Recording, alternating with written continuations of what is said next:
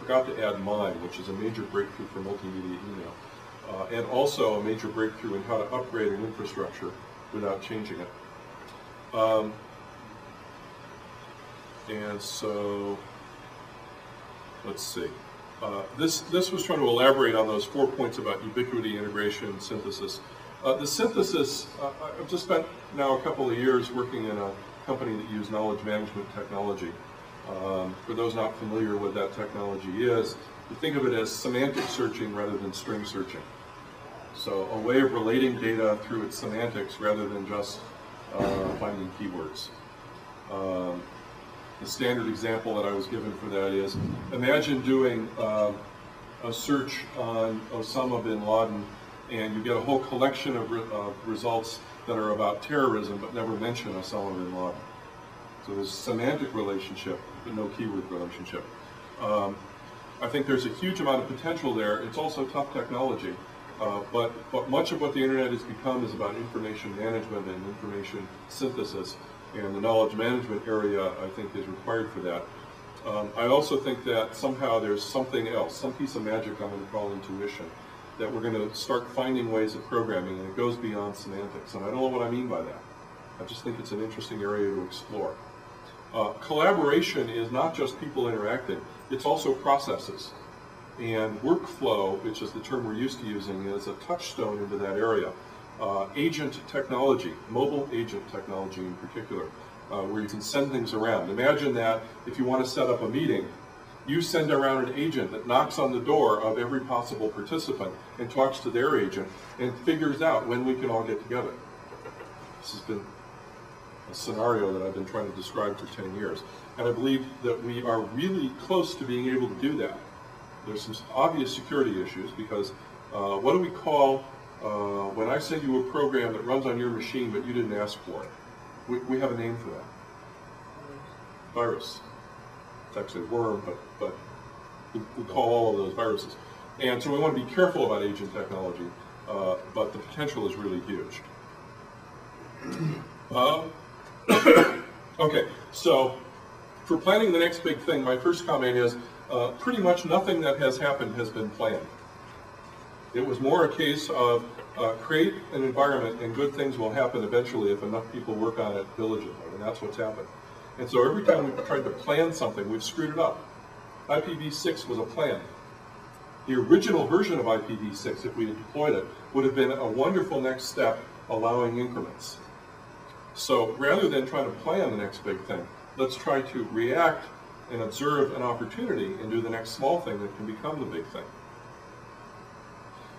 There is a construct in internet technology that end-to-end is king. And so that's why TCP only sits at the ends and not in between. But the thing that people forget when they talk about that, and that's inside the technical community also, is TCP is running over IP, and IP is not end-to-end. End-to-end is an absolutely important construct, but it's virtual. Everything that is end-to-end, everything that has the two interacting sides on the internet is virtual end-to-end. And so the web, client-server, that's interactive, end-to-end. My client interacts with your server. Well, excuse me, what about gateways and NATs and caches and proxies? The web has become intermediated, but it's not designed for it, which is why it's having so many problems in that area. So if you design applications on the assumption that there will be intermediaries, you'll do better. By the way, I have an email bigot in case you haven't noticed. And however good the bandwidth is that some people have, it won't be what everybody has. The internet is about constrained channels. Don't ever think otherwise. One of the things you may run across is some people claiming that the way we get voice and video on the net is to just make sure all the pipes are big enough. This is a very serious point of view, claiming we don't need quality of service controls. It's an incredibly silly idea. All of packet switching is based on the idea of sharing constrained resources. Queuing theory, which is at the core of this, is about handling transients. And there are always transients that go beyond what you can handle at any one moment. So one of the things missing from the net today is serious quality of service, and we haven't figured out how to change that. And a few references that you'll be able to get off of the webpage. Sorry I ran so long. Thank you very much. Are there any questions? Yes. the telecommunication. Like since 2000 until right now, about 2 years, the market value for telecommunication amount lost about 4 trillion. That's account about 60% of total. That's like lost. From a technology point of view, what happened? It seems to me nothing happened for the technology, but the market value lost 4 trillion. For example, right. Cisco lost 500 billion. That's about half trillion. A Cisco equals 4 trillion. One thing that's important to notice is we all still had internet access. We all still could buy routers. And so, I mean, part of what happened was things were too expensive, and now they're maybe too cheap, but they're still happening. Right? The services are still there. I think the real effect is that the burst of innovation, or the continuation of innovation, is where we're suffering. It's essentially impossible to fund a startup in the Valley today, and which is why I had to stop doing what I was doing. And angels have disappeared. Depends the point of view. I think should we have some big mistake, otherwise you cannot happen this way.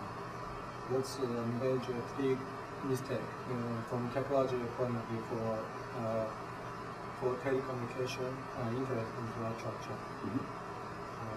Have you found any big mistake, or what is your opinion for it all people works. Believe momentum was everything. Right. They stopped thinking about financials and thought like about just when momentum. the people talk about .com, they talk internet.com. .com knows some money, but most of .com they are startup. They are not going to market yet. So it will not. The telecommunications world was riding the same wave of focusing on growth rather than focusing on profit. Because they were investing for the future. The worst section for the startups.